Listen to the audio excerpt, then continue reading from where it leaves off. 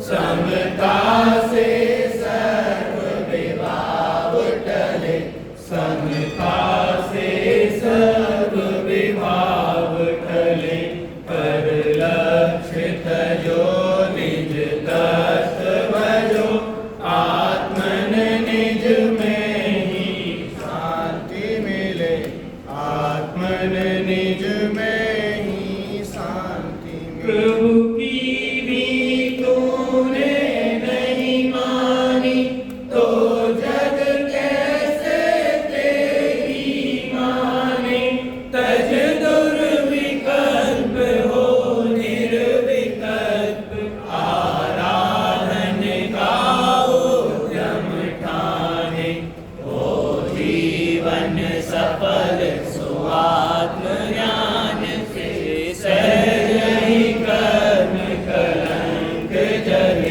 फिर सहज ही कर्म कलंक जले, पर लक्ष्य तजो निज तत्व जो, आत्मन निज में ही शांति मिले, आत्मन निज में ही शांति मिले। यद्यपि विकल्प ज्ञानी को ही हो, जीव धर्म में लग जावे, तब सहज होए उपदेश शास्त्र रचना, आदिक भी हो जावे। पर लेस नहीं करता तूने, अंतर में वेद विज्ञान चले, अंतर में वेद विज्ञान चले।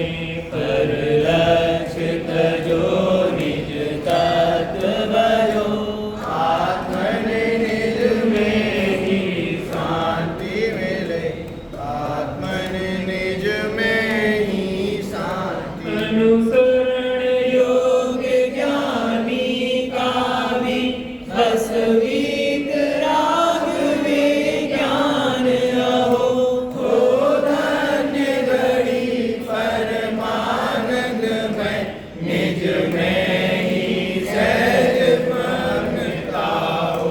गायक हो गायक सहज रहो, सम्यक संयम सुख रूप चले, सम्यक संयम सुख रूप चले।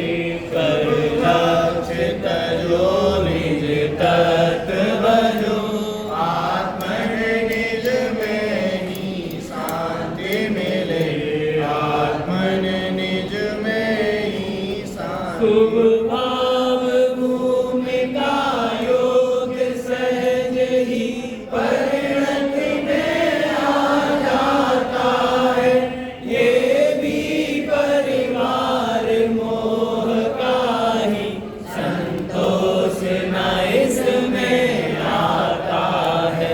स्वाश्रय से ही पुरुषार्थ बढ़े, फिर निजानंद में लीन रहे, फिर निजानंद में लीन रहे। पर लक्ष्य तजो निज तत्व जो, आत्मन निज में ही शांति मिले, आत्मन निज में ही शांति मिले। आदि पंक्ति में द्वादशांग का सार है। आप लोग इसके आ जाओ थोड़ा सा, सामने से आपको पता है। आदि पंक्ति में ही द्वादशांग का सार है। सुखी होना चाहते हम कि दुखी रहना चाहते? सुखी होना चाहते कि दुखी रहना चाहते? छेड़ाला में पढ़ते जे त्रिभुवन में जीव अनंत, सुख चाहे दुख से है प्रयत्न क्या कर रहे अपन? क्या कर रहे? कोई भी प्राणी क्या दुखी रहने का प्रयत्न कर रहा है? प्रयत्न क्या का हो रहा है? सुखी होने का। सुखी हो रहा है कि नहीं हो रहा प्रयत्न से? सुखी हो रहा है कि नहीं हो रहा? सुखी होने के नाम पे हम क्या क्या यत्न कर रहे हैं? बचपन से सुख की दौड़ प्रारंभ हुई, आंखें खुली और सुख की दौड़ प्रारंभ हुई।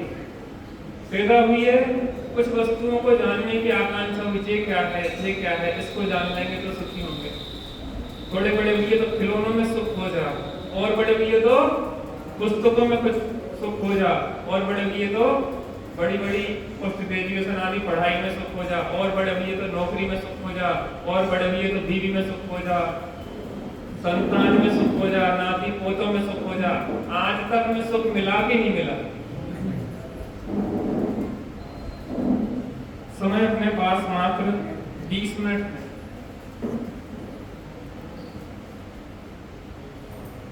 आज थोड़ी सी चर्चा करें क्या क्या सुख है क्या। छह ढाला पढ़ी होगी आपने।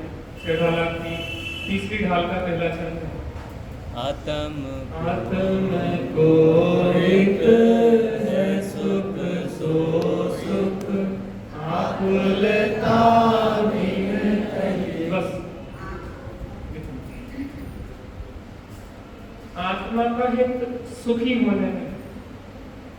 इस बात से सब लोग हमारी बात मान रहे हैं कि नहीं है?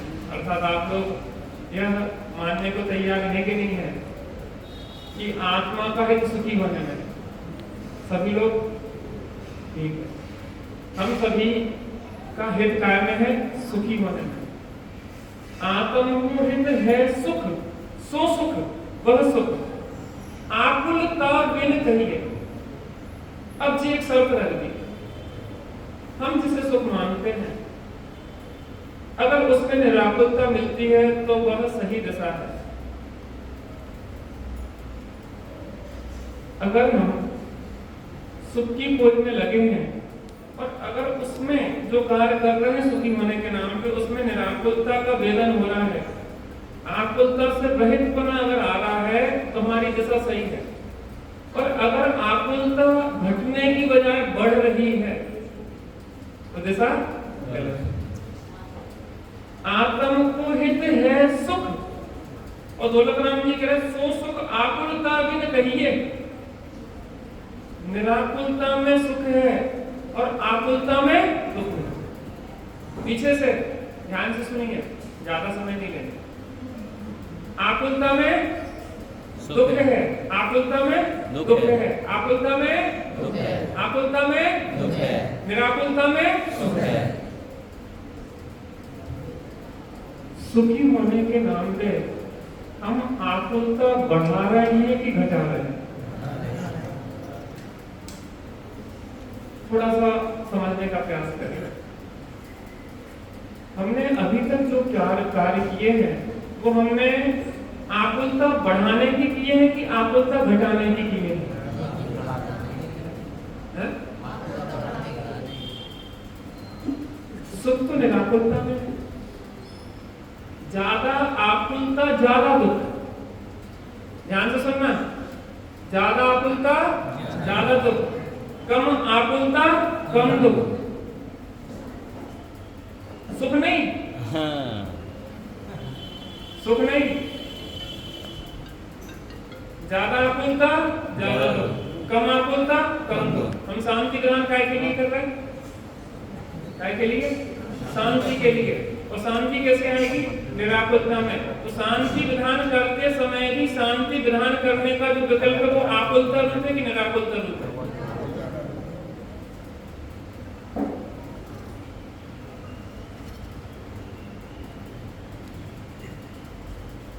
आप पंडित जी शांति विधान करेगा? शांति विधान इसलिए करो कि कैसे निराकुल हो, जो देखिए शांति विधान बताइए। किसी ने कहा कि भैया वो शांति विधान में शांतिनाथ भगवान अकेले की स्तुति है क्या? हमने कि नहीं, वो शांति विधान नाम है, उसके 9 देवता विधान भी कहते हैं। 9 देवताओं की पूजन की गई। तो फिर शांतिनाथ भगवान ही अकेले शांति देते हैं क्या? और भगवान बाकी अशांति देते हैं? नहीं नहीं, जितने भी 24 तीर्थंकर या अनंत भगवान है सभी शांतिनाथ हैं। इसलिए शांति विधान अकेले शांतिनाथ भगवान से संबंधित नहीं है। अनंत जो भगवान हुए हैं बस सब शांतिनाथ है और सबकी स्तुति इसमें ठीक है। तो शांति विधान कर रहे हैं तो आकुलता हो रही है कि निराकुलता में है? आप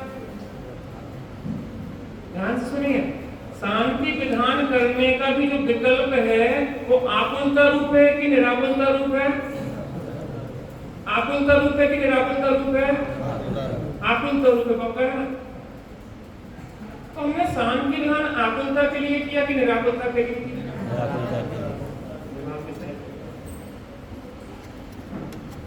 देखो, जैसे किसी को 106 डिग्री बुखार हो, कितना बुखार?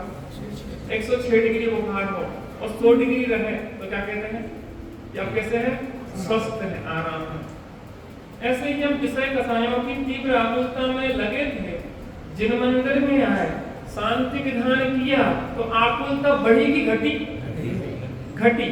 तो जब आकुलता घटी तो घटी आकुलता को भी लोग में क्या कहते हैं? भैया अब शांति है।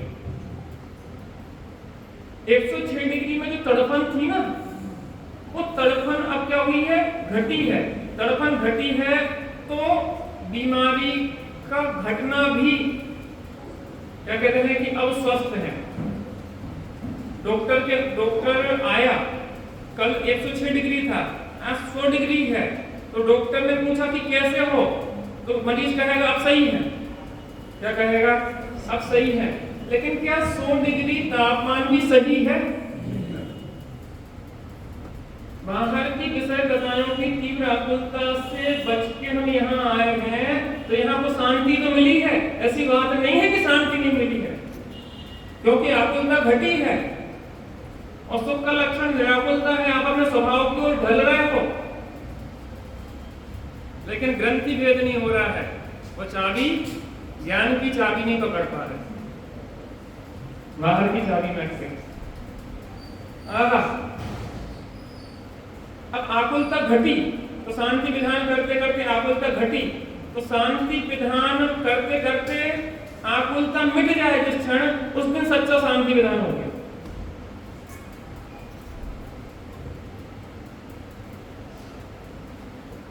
(98.6 फ़ारेनहाइट) जब टेम्परेचर रह जाए तब स्वस्थ है।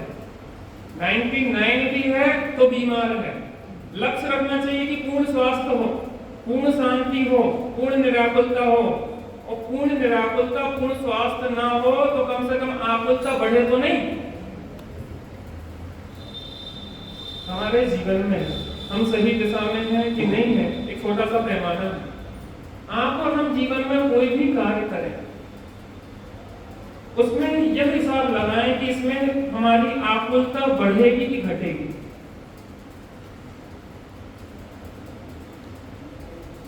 हमारी आकुलता बढ़ेगी, हमारी आकुलता बढ़ेगी कि घटेगी। अभय कुमार जी देवलाली का आपने नाम सुना होगा, उनके भैया हैं, वो रांची में रहते हैं। तो वो मुझे एक प्रश्न सुना रहे थे कि हम एक एजेंसी लेने वाले थे किसी चीज की, तो हमारे पिताजी ने ये कहा कि बेटा आज जितने तुम सुखी हो या जितनी तुम्हें शांति है, अगर तुम्हें एजेंसी लेने से शांति बढ़ जाए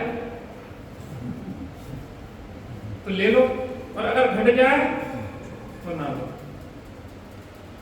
हमारे जीवन में अगर एक लक्ष्य हमने जीवन का निर्धारित कर लिया है, पर लक्ष्य तजो निज तत्व भजो आत्मन निज में ही शांति। हमारे जीवन में भी लोग में जो काकुलता घटती है, जो पूर्ण शांति में स्थित है, उनके दर्शन पूजन से घटती है। और जो बाहर विषय दशाओं में लीन है, उनके लक्ष्य से आकुलता बढ़ती है। तो बाहर से हटके जिन जो पूर्ण शांति में स्थिर है, उनकी दर्शन पूजन विधान करें। लेकिन वो जिसका दर्शन पूजन कर रहे हैं, भगवान दर्शन पूजन कर रहे हैं कि नहीं कर रहे? अंदर में एक जो शांतिनाथ है, शांतिनाथ भगवान 24 घंटे उसकी उपासना कर रहा है। कोई है ऐसा शांतिनाथ जिसके आश्रय से शांतिनाथ बना जाता है? वो अंदर में है।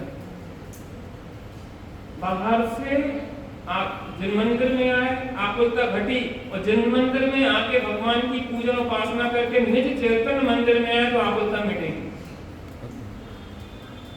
मैं आप सबसे पूछना चाहता हूं कि आप जिस स्थिति में हैं, उस स्थिति में संतुष्ट हैं कि नहीं है? मैं आपको नीचा नहीं दिखाना चाहता, लेकिन वास्तविकता से आपका परिचय कराना चाहता हूं। कल तक आपके पास पैसा 1 लाख रुपए से आपने बिजनेस शुरू किया था, आज 1 करोड़ हो गया, 10 करोड़ हो गया, 50 करोड़ हो गया। आकुलता बढ़ी कि घटी? आपने कमाया ही कि गमाया है, मुझे ये बताइए। भाई साहब, आपने बहुत तरक्की की, काय में? दुख में। आपने बहुत तरक्की की, काय में? आकुलता में। पहले आप बहुत शांति से जीते थे भाई साहब, अब आपने अपने को अशांत कर लिया, बेचैन कर लिया। हमारे पास 5 फोन है, उतनी परेशानियां हैं। बाहर के जितने साधन जुटाएंगे उतनी आकुलता बढ़ती चली जाएगी। मंदिर में भी अब शांति से नहीं बैठ पाते, यहाँ भी फोन चलते रहते। मंदिर में आके भी बाहर की मिस सही बोल के आए थे तो फोन तो बाहर, मोबाइल रख के बाहर आना चाहिए। बाहर के विकल्प बाहर रख के आना चाहिए थे, यहाँ भी वही विकल्प चल रहे।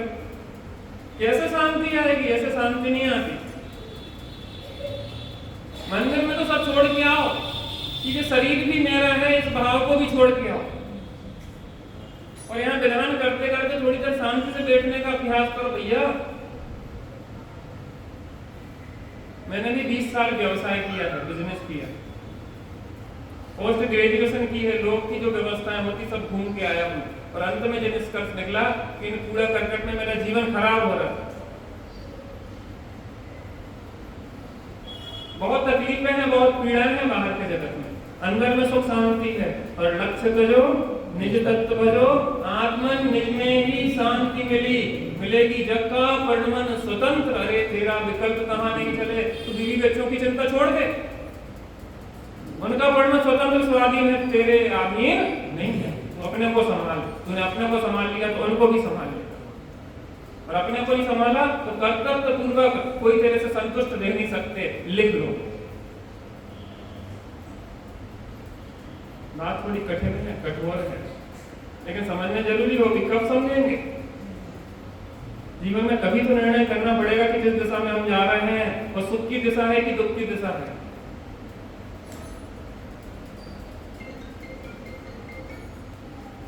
मैं अगर आपको गलत लग रहा हूं तो आप हाथ खड़ा करके आप बताइए कि मैं सुखी हो गया इन विषय को। आपने 5 साल के 5 साल के 5 साल में आपने धर्म करना शुरू किया था, कितनी उम्र में? 5 साल में। आज आप 55 साल के हो गए, 55 साल तक आपने धर्म किया। 55 साल मीन्स 5 साल हटा दो तो 50 साल तक धर्म किया। तो 5 साल की उम्र में जो आपके जीवन में शांति और निर्भरता थी, आज वो शांति निर्भरता है कि नहीं है? क्या कर रहे हैं? क्या करता है? क्या कमा रहे हैं? कमा रहे कि गमा रहे? ये बच्चे भी उसी दौड़ में लग रहे हैं आपके पीछे। लेकिन बच्चे भी इतने मूर्ख हैं कि माता पिता से पहले पूछ लेना कि पिताजी इस मार्ग पे आप गए हो तो सुखी हो गए कि नहीं हो गए? मम्मी आप इस मार्ग पे गए हैं तो आप सुखी हो गए कि नहीं हो गए? आपने भी पढ़ाई की, हम भी पढ़ाई कर रहे हैं, आपने भी अच्छी नौकरी पा ली, हम भी नौकरी के लिए प्रयत्न कर रहे हैं, आपने विवाह कर लिया, हम भी शादी की तैयारी में हैं। लेकिन मुझे ये बताओ कि आप सुखी हुए कि नहीं हुए? कितने माता पिता सुखी हो गए? और फिर भी हम बिना विचारे उसी दौड़ में लगे रहे तो हम जैसा मूर्ख कोई होगा क्या? आज आप में ऊर्जा है, आप कुछ निर्णय कर सकते हैं। आप धरते में ढल जाएंगे, रूढ़ी की 2 क्रियाएं कर लेंगे और संतुष्ट हो जाएंगे कि मैंने धर्म कर लिया। तीसरी रात में हम लोग बैठ के रात में बैठते हैं, चर्चा करते हैं, उसमें एक पत्र पढ़ रहे थे, उसमें कहा कि मैं तुम्हें तीव्र असंतोष पैदा करना चाहता हूँ। असंतोष नहीं, मैं तीव्र असंतोष, क्योंकि तुम जहां पे हो वहां पे नथिंग, कुछ भी नहीं है, जीरो है भी धर्म के नाम। क्योंकि आत्मा के बोध बिना धर्म का प्रारंभ होता नहीं है। सम्यक दर्शन धर्म का मूल है। अरे जो शांतिनाथ अंदर बैठा उसके आश्रय बिना किसी को ना तो शांति आई है, ना आ रही है, ना आएगी। और जो शांतिनाथ भी यही बता रहे हैं कि तुम अपने शांतिनाथ के दर्शन करो तो शांति आएगी। हमारे यहाँ वो व्यवस्था नहीं है कि वैकुंठ में जाके ठाकुर ठाकुरानी की सेवा करते रहो तो सुखी हो जाओगे। हमारे यहाँ तो भगवान तुम्हें अपने समान बनाना चाहते हैं, अपने बराबर बनाना चाहते हैं। अरे मेरे साथ, मैं भी तेरे पद का प्रत्याशी हूं। तीव्र संतोष जीवन में आ जाए कि कुछ नहीं है, तब शुरुआत होगी, प्रारंभ होगा। एक व्यक्ति, 2 शिष्य एक संगीतज्ञ के पास पहुंचे, फीस थी 300 रुपए। एक व्यक्ति ने कहा कि मैं थोड़ा संगीत जानता हूं, और एक ने कहा मैं बिल्कुल संगीत नहीं जानता हूं। तो जो संगीत बिल्कुल नहीं जानता था उससे कहा कि 300 रुपए लगेंगे, और जो कहता था कि थोड़ा जानता उससे कहा कि 600 रुपए लगेंगे। कि बड़ा उल्टा गणित है, उल्टा नहीं है, बिल्कुल सीधा गणित है। पहले जो उल्टा सीधा सीख लिया है 1 महीने तो उसको भुलाने में लगेंगे। उसके बाद फिर अभी तो ये कोरा कागज है। एक बात बता, जहाँ बिल्डिंग उल्टी सीधी खड़ी हो तो वहां पे आप मकान बनाना चाहेंगे कि जहाँ पे उनको साफ जमीन हो वहां मकान बनाना सरल है? पूरी स्लेट पे लिखना आसान है कि गुदी गुदाई स्लेट पे? गुदी गुदाई स्लेट को तो मिटाने में बहुत मेहनत होगी। जो धर्म के नाम पे हमने रूढ़िगत क्रियाएं करके संतुष्ट हो गए हैं, पहले समझ लो उन क्रियाओं से हमें शांति मिल रही कि नहीं मिल रही। शांति मिल रही हो करते रहो, और नहीं मिल रही हो तो यहाँ पे लोग की विचार करो कि अब करने हुई क्या है? अब क्या करना है? अब क्या करना है? तीव्र संतोष में खड़े हो जाओ। अभी कुछ नहीं हुआ है, अब जिनवाणी के आश्रय समझो कि कैसे सुखी होंगे भगवान, आप बताओ सही में।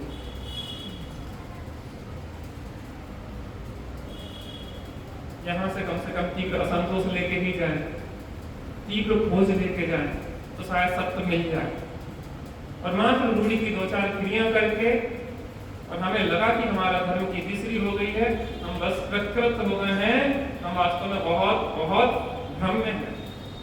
और अगर सही हो तो शांति जीवन में आना चाहिए। और आप खुद कह रहे हैं कि हमारे जीवन में शांति नहीं, हमारी तो आकुलता बड़ी है, दुख बड़ा है, दुख घटा नहीं है।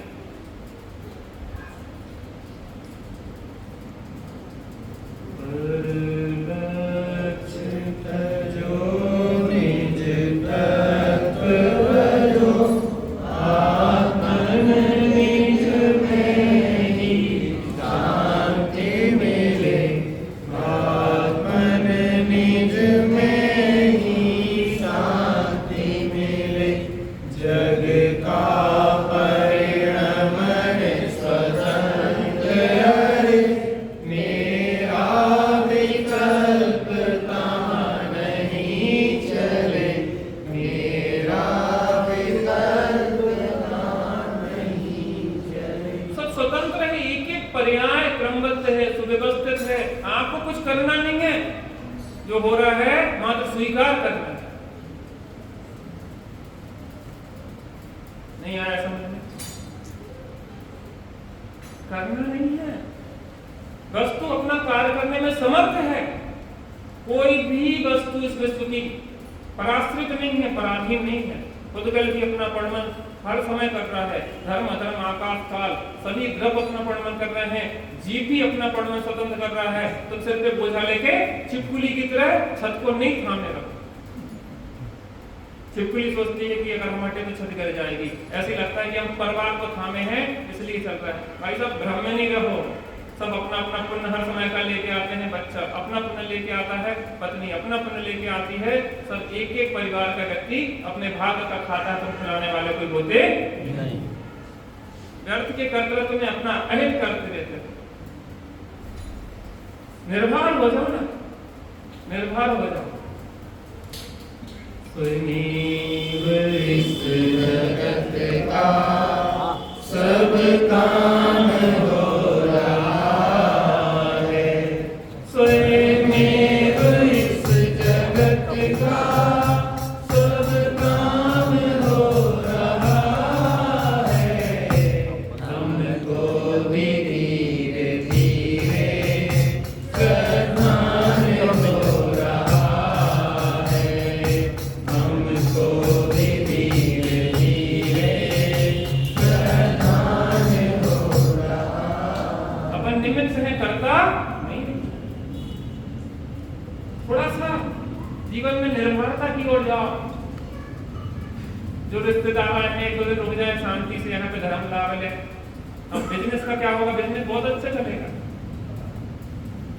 क्योंकि हम चलाने वाले नहीं होते हैं, वो अपने आप चल रहा है। पंडित जी हम नहीं चलाएंगे तो कैसे चलेगा? आप इस दुनिया से चले जाओगे तो बिजनेस बंद हो जाएगा कि चालू रहेगा? हमारे व्यापार हमसे छोड़ के निकल आए, दुकान अच्छी चल रही, कुछ काम नहीं रुकता है आपके बिना इस दुनिया का।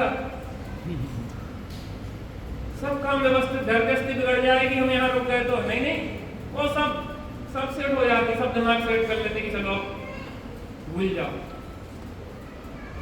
एक काम रुकता है अपने बिना, वो आत्म कल्याण का। सबसे पहला कार्य आत्महित। ऐकत्मपि मृत्वा तत्त्वकोटिं कलिसन अनुभव मूर्ते पार्थवर्ती मुहूर्तम तद्गत दर्शनतम स्वयं समालोकयेन त्यजति जगति मूर्ता सातमेकं मोहम। 6 महीने के लिए आचार्य देते रहे कि निकल जाते, मर जा संसार के लिए। भैया जगवासी तो दासो है के जगत सो, एक 6 महीना उपदेश मेरो नहीं आचार्य देव को मान ले। और संकल्प विकल्प के विकार तज, बैठ के एकांत मन एक ठोर रान। तू ही सरोवर है 6 महीने के लिए। कितने लोग तैयार? गारंटेड, गारंटेड सुखी होने की गारंटी। हम नहीं, आचार्य अमृतचंद स्वामी लिख रहे हैं 6 महीने, लेकिन उनकी बात मानना पड़ेगी, जैसी वो कहेंगे वैसे चलना पड़ेगा। जैसे वो जीवन जीने के लिए कह रहे हैं वैसे जीवन जीना पड़ेगा। देखो विधि कितनी सुंदर है। भैया जगवासी तो उदास होए के जगत सो, पहले संसार से उदास हो। पहली सर एक 6 महीना उपदेश मेरो मान ले, 6 महीने के लिए छुट्टी ले लो संसार से, मिल जाएगी छुट्टी के लिए, कि बनने के बाद ही छुट्टी मिलेगी। तो भैया मरने के बाद छुट्टी मिलेगी कि हम ले सकते अपनी छुट्टी अपने हित के लिए? लेना चाहिए कि नहीं लेना चाहिए?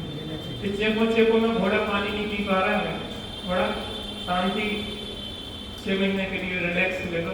अभी बीमारी हो जाए कोई बड़ी, कैंसर मैंसर, तो सब व्यापार धंधा एक तरफ, बीमारी के लिए 6 महीना साल भर बिल्कुल वही में लग जाए। अरे भवरोग इतना बड़ा, इसको मिटाने के लिए हमें लगना पड़ेगा मरण की कीमत पे। भैया जगवासी तो उदास होए के जगत सो, एक 6 महीना। दूसरी शर्त क्या है?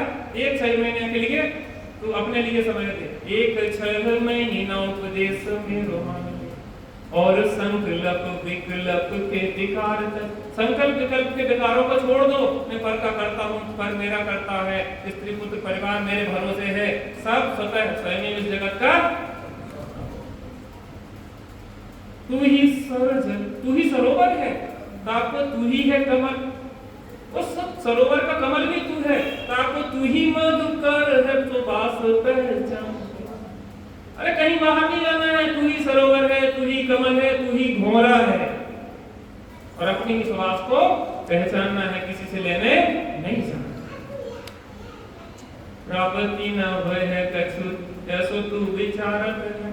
तू कहता है प्राप्ति होगी कि नहीं होगी? आचार्य देव कहते हैं सही हो है प्राप्ति स्वरूप यूं ही जान ले। आज तक तो कोई ऐसा नहीं आया जिसने 6 महीने जगत से उदास होकर अपने स्वरूप की लगन लगाई हो।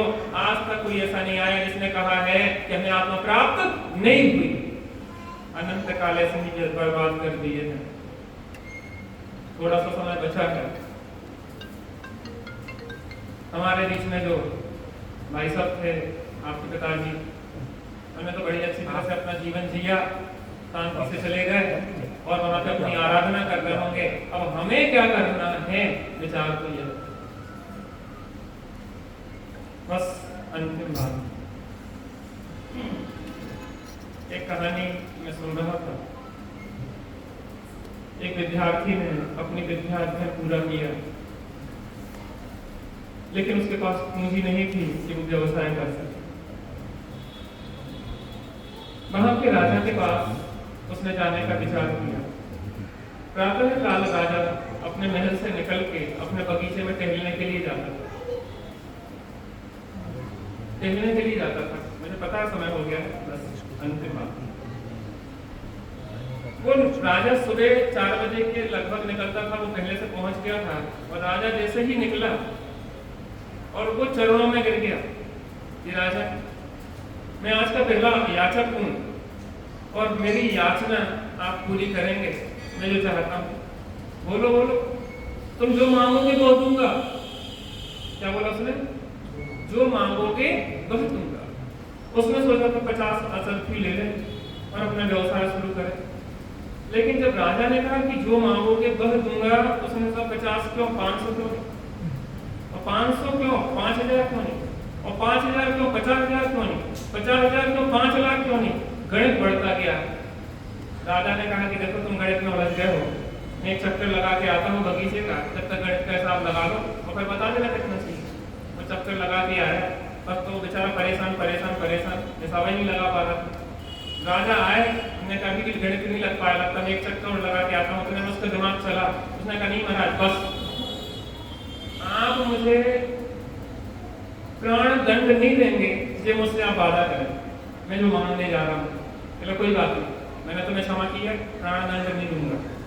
बोलो क्या बोलना चाहते? कह लगे जैसे मैं एक वस्त्र पहन के यहाँ पे आया हूँ, वैसे ही आप जो वस्त्र शरीर पर धारण करे हैं उसको पहन के निकल जाओ, पूरा राज्य मुझे दे दो। उसे आता लड़का व्यक्ति नहीं। हम होते तो क्या करते? इतनी होशियारी कर लेते, लेकिन वो बहुत होशियार।